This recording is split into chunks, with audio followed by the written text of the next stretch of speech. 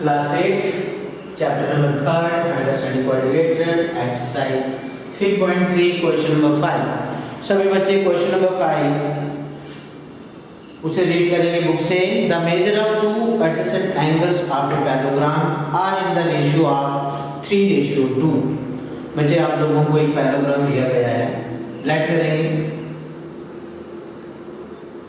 एक पैराग्राम है जिसकी एडजेसेंट एंगल जो है late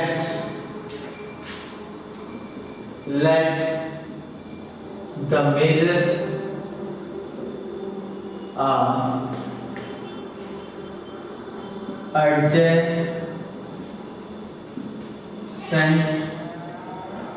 let the measure of adjacent angles be 3x and 2x. बच्चे आप लोगों को पता है कि पैराग्राम और पैराग्राम के एडजेसेंट एंगल्स उधर क्वेश्चन में आपको 3:2 दिया गया है. हमने लेट कर लिया कि इसका मेजर 3x है और इसका मेजर 2x है. आपको पता है जब एक फिगर वो पैराग्राम है और एडजेसेंट एंगल्स दिए गए हों तो आपको पता है पैराग्राम के एडजेसेंट एंगल जो होते हैं वो 3x + 2x = हम 180 लिख सकते हैं. क्यों लिख सकते हैं? क्योंकि ये दोनों एंगल पैराग्राम के क्या होते हैं? सप्लीमेंट्री एंगल्स होते हैं कि नहीं? सप्लीमेंट्री एंगल्स होते हैं. तो सप्लीमेंट्री एंगल वही होते हैं जिनको सम करके 180 आता है. तो 3x + 2x कितना हो गया? 5x और 180 और x = 180 / 5 और इसे हम 5 × 3 = 15, 80 में से 15 चला गया 3, 30 और 5 6 ये वैल्यू आ गई x की. x की वैल्यू कितनी आ गई? 36. आप 36 वैल्यू तो आपको पता है 3x 3 × x कितना आ गया? 36 = 6 3 = 81 कैरी 9 और 1 कैरी 10. तो एक एंगल का मेजर आ गया 108 डिग्री. 2x 2 × 36 6 2 = 12 1 carry 6 7. तो बच्चे ये एडजेसेंट एंगल का मेजरमेंट आ गया है. और क्वेश्चन में आपको क्या पूछा गया है? Find the measure of each of the angles. जब आपके पास एडजेसेंट एंगल का मेजर्स आ गया है तो आपको पता है इसके आगे आपने ये जो दो एंगल हो रहे हैं उनका मेजरमेंट कितना होगा. और आप लॉजिक क्या लगाओगे कि 2x के ऑपोजिट जो एंगल है उसका मेजर भी 72 है. क्यों? क्योंकि जो पैराग्राम होते हैं उनके ऑपोजिट एंगल्स क्या होते हैं? इक्वल होते हैं. तो आप इन दोनों को बता दोगे कि ये भी 72 डिग्री का, ये भी 72 का आ जाएगा. और इसी तरह से ये आ गया 108 डिग्री का, इसके ऑपोजिट एंगल भी 108 डिग्री के आ जाएंगे. ठीक है? तो ये था थोड़ा सा हिंट है जो कि क्वेश्चन नंबर 5 में आपको उसे सॉल्व कैसे करना है. ठीक है बच्चे? आप क्वेश्चन नंबर 6 जो है उसे आप ध्यान से पहले पढ़ना है बुक से. क्वेश्चन नंबर 6 को भी ध्यान से पढ़ो. क्या कहा गया है?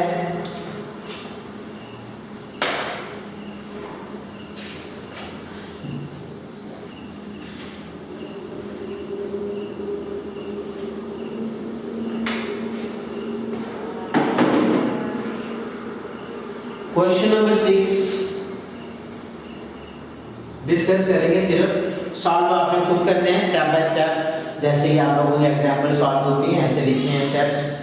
To adjacent angle of the parallelogram have equal measures. देखो सबसे पहले हम सॉल्व करने से पहले क्या करेंगे?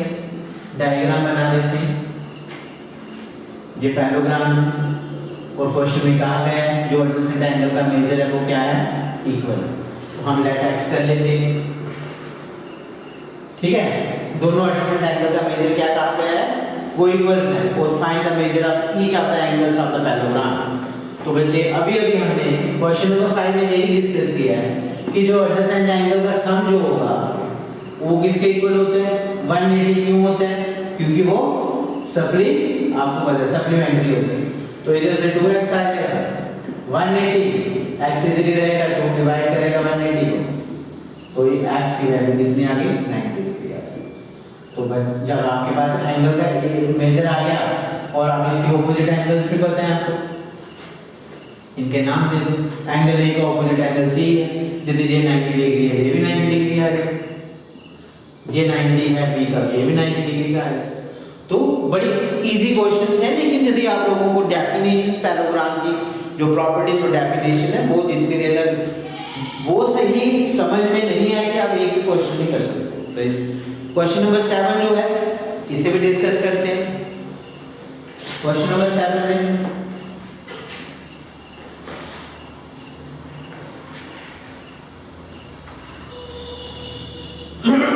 क्वेश्चन नंबर 7 में आप लोगों को फिगर दी गई है।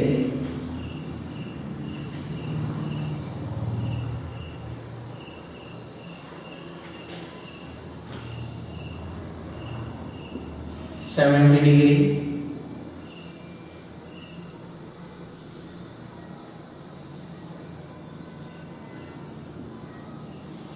Y Z 40 X H O P. ठीक है, ये है फिगर। द एडजेसेंट फिगर आपको दिया गया है H O P E figure इस क्वेश्चन की बुक में दी गई है। Find the angles measure of X and Y. देखो क्वेश्चन नंबर है 7 और सॉल्व करने आप लोगों को कहा गया है कि जो एक्स वाई और जेड का आपने मेजरमेंट निकालना है। तो गिवन है पैराग्राम में सबसे पहले हम लोग क्या करेंगे कि ये पता है आप लोगों को 70 डिग्री का एंगल और ये जो अंदर एंगल बन रहे हैं दोनों स्ट्रेट एंगल है। हम लेट कर लेते हैं कि ये मान ए लेनी है। तो आप लिख सकते हो a + 70 = 180। क्यों लिख सकते हैं? क्योंकि ये दोनों एंगल क्या है स्ट्रेट लाइन एंगल्स है। ठीक है, तो इधर से आपको a की वैल्यू पता लग जाएगी 180 - 70 और a = 110 डिग्री। अब पैराग्राम का अंदर वाला एंगल ये आपके पास कितना आ गया 110 डिग्री। a की वैल्यू जितना a है उतना x है, ये भी आपको पता है क्योंकि ये दोनों ऑपोजिट एंगल है पैराग्राम में। तो x की वैल्यू आपके पास कितनी आ गई x = हम लिखेंगे x = a और = 110 डिग्री। क्यों? क्योंकि ये ऑपोजिट एंगल हैं किसके आप पैराग्राम शॉर्ट फॉर्म में ऐसे लिख दो। अब आप एक लॉजिक और लगा सकते हो, बड़े सारे लॉजिक लगते हैं इसमें सॉल्व करने के। अब एंगल जेड की वैल्यू निकालने के लिए क्या करोगे? एंगल ए जो है और ये दोनों एंगल का प्लस ये दोनों आपस में एडजेसेंट एंगल है। ठीक है, और एडजेसेंट एंगल का मेजर आपको पता है कि 180 डिग्री होता है। तो आप लिख सकते हो 40 + z + a = 180। क्यों? क्योंकि ये दोनों एंगल आपस में एडजेसेंट एंगल है। एडजेसेंट एंगल्स जो होते हैं आर सप्लीमेंट्री आपको पता है सप्लीमेंट्री। ये जब सप्लीमेंट्री होते हैं इधर से a की वैल्यू आपको पता है 40 + z + a की वैल्यू कितनी आ गई 110 डिग्री = 180 डिग्री। ठीक है, और आगे इधर से आपको z की वैल्यू निकल जाएगी। जब आपके पास z की वैल्यू आ गई तो आप इधर पुट करोगे, फिर दोनों को प्लस कर दीजिए, पूरा एंगल आपको पता लग जाए।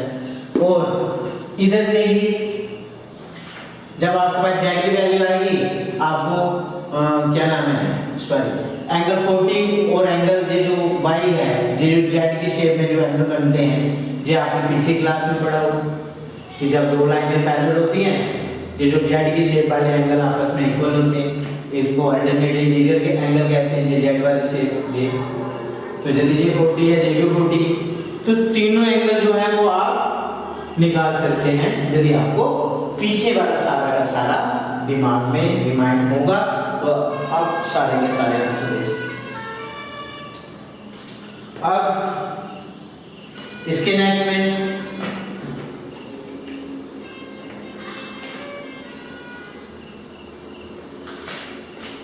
क्वेश्चन नंबर 1 बुक से देखना है, बुक से पढ़ो उसके ध्यान से।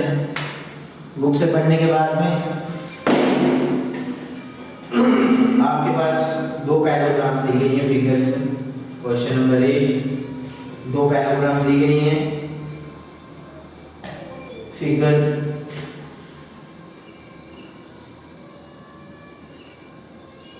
ठीक है।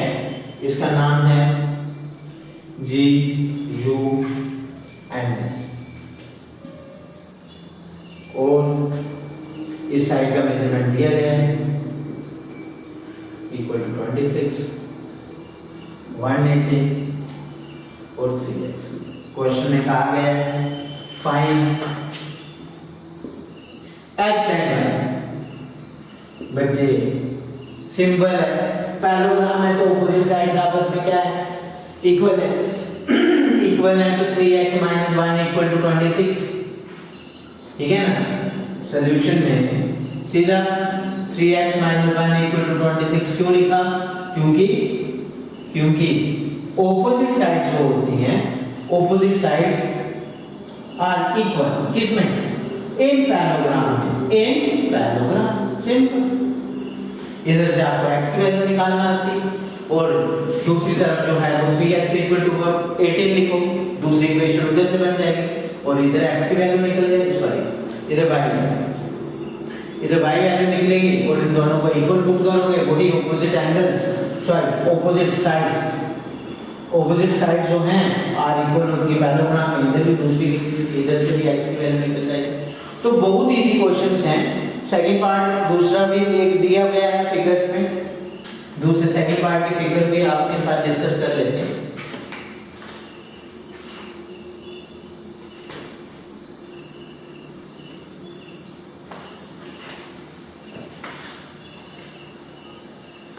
इसमें भी एक्स वाई निकालना था। आपको पैरेललोग्राम दिया गया है, पैरेललोग्राम x + y और equal to 16 degree, y + 7 equal to 20 degree, r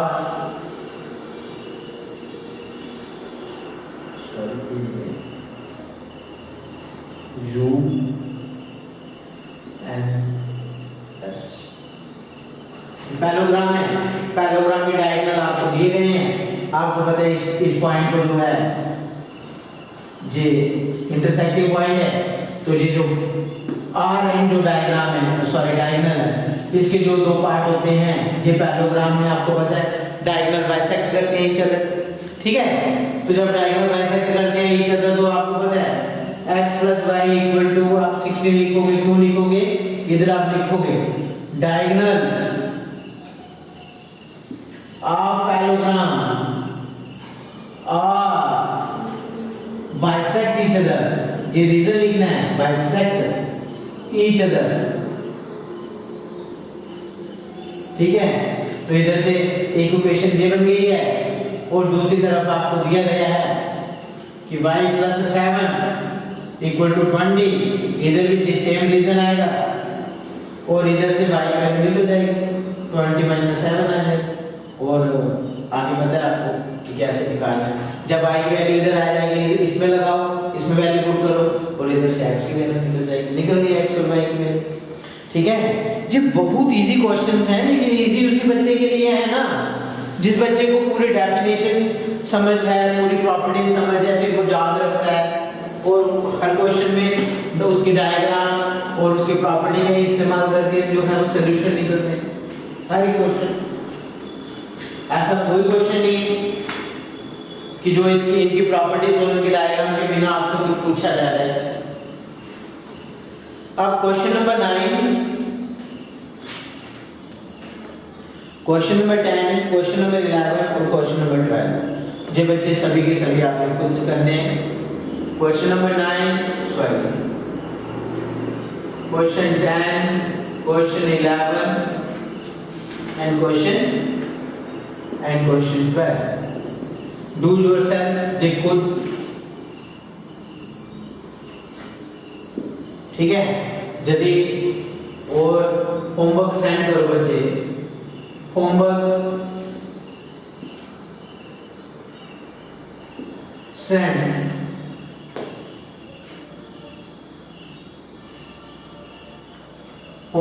करना है आपको व्हाट्सएप नंबर 19714, ठीक है।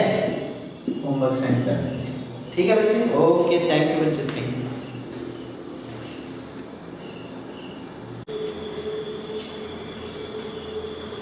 हाँ जी, क्लास 8 आज टॉपिक जो है हम पढ़ेंगे स्पेशल पैराग्राम्स। स्पेशल पैराग्राम्स में हम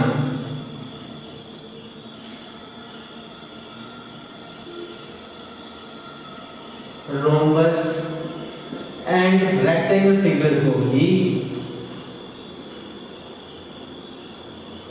एक्सप्लेन करेंगे। बच्चे आप लोगों को सबसे पहले मुझे ये बताना चाहिए कि ये जो पैराग्राम जो है, हम एक रोम्बस को हम पैराग्राम भी कहते हैं, ठीक है। एक रोम्बस को हम पैराग्राम भी कहते हैं और एक रेक्टेंगल को हम पैराग्राम भी कहते हैं। देखिए क्या है बच्चे, ये 4 साइडेड फिगर है रोम्बस, गलत आएगा होंगे।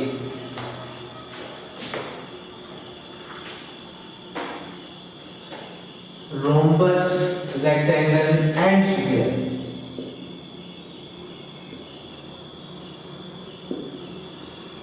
बच्चे ये तीनों की तीनों जो हैं ये स्पेशल पैराग्राम्स हैं।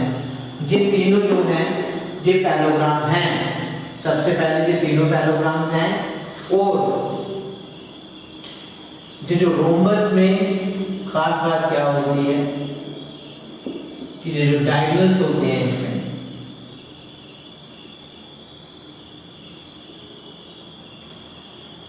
रोम्बस के जो डायगोनल्स होते हैं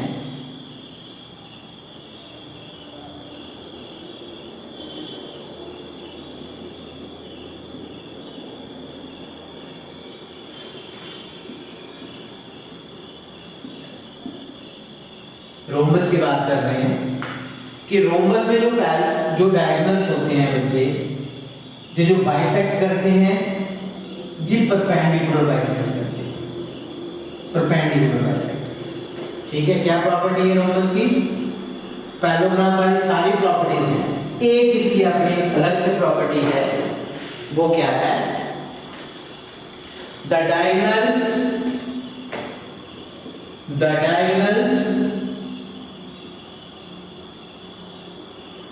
of a rhombus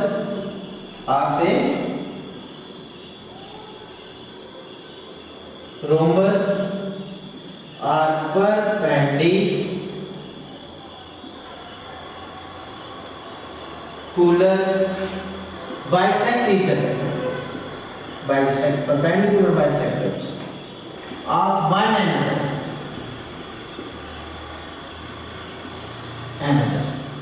बाकी सारी की सारी रोम्बस की पैराग्राफ की सारी प्रॉपर्टीज रोम्बस में आती है, लेकिन एक खास प्रॉपर्टी जो है रोम्बस में वो क्या है कि जो परपेंडिकुलर, जो डायगोनल्स जो बाइसेक्ट करते हैं वो परपेंडिकुलर बाइसेक्ट ईच अदर। कहने का मतलब ये है कि ये जो एंगल है, measure angle DOC, measure angle DOC जो है, इनका मेजर जो है वो 90 डिग्री है। Angle AOV, measure angle AOV जो है वो 90 डिग्री है। इधर से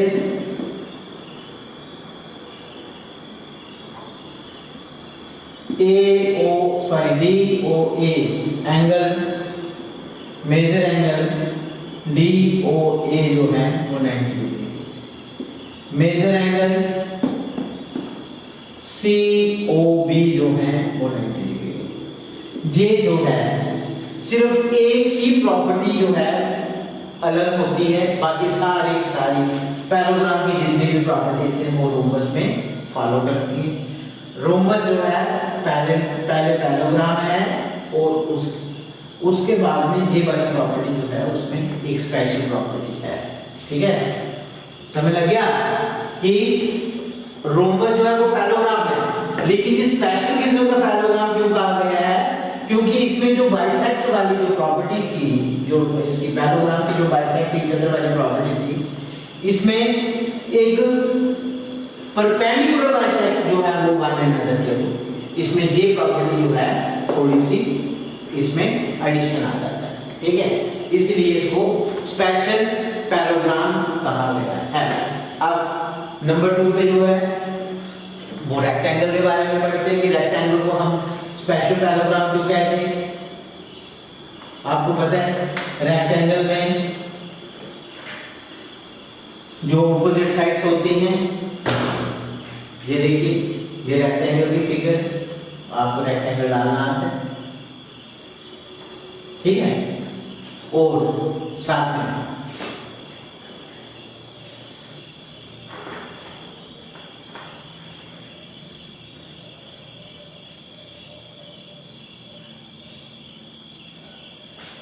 ये रेक्टेंगल है, इसका नाम दे दो PQRS।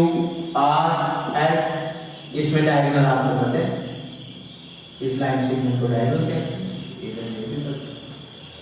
इसमें क्या खास बात है कि जो डायगोनल्स होते हैं SQ जो डायगोनल है और PR जो डायगोनल होते हैं, ये क्या होते हैं, इक्वल होते हैं। बाकी सारे पैराग्राफ की प्रॉपर्टीज रेक्टेंगल में है, लेकिन रेक्टेंगल के अंदर एक स्पेशल प्रॉपर्टी आ जाती है कि इसके जो डायगोनल्स होते हैं वो क्या होते हैं, आपस में इक्वल होते हैं। ये इसीलिए इसको हम स्पेशल पैराग्राफ कहते हैं। प्रॉपर्टीज आपने याद रखनी है। The diagonals of a rectangle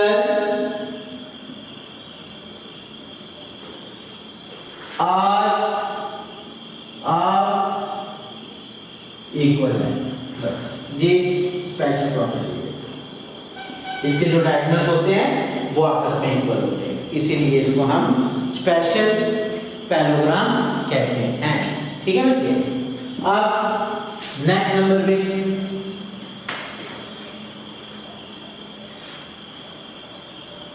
जो फिगर है कि वो है स्क्वायर। स्क्वायर का आपको पता है, एक स्क्वायर जो है वो रेक्टेंगल विद इक्वल साइड्स। ये square is a rectangle with equal sides. और जो प्रॉपर्टी होती है स्क्वायर की, the diagonals of the square are perpendicular bisect each other. अभी आपने देखा जो बातें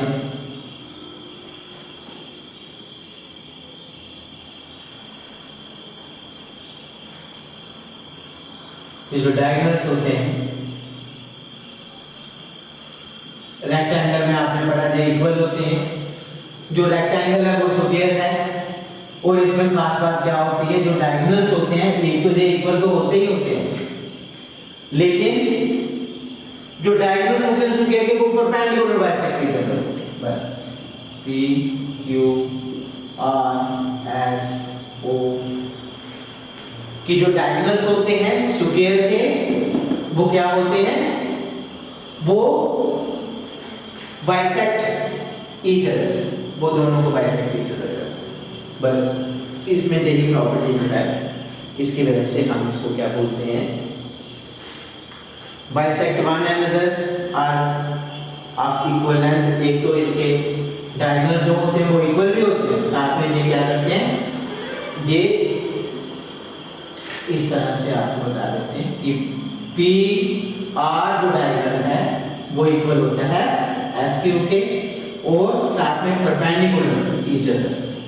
परपेंडिकुलर बाइसेक्ट ईच अदर का मतलब आपको पता है, एक तो हमें ये P Q sorry P O PO equal to OR, ये प्रॉपर्टी। दूसरा क्या है, जो मेजर एंगल इसी को ले लेते हैं SOR जो है वो है ये, ठीक है। बाकी सारी की सारी पैराग्राम और रेक्टेंगल की जो प्रॉपर्टीज हैं वो सुपीरियर में आए। तो ये था आपका। अब हम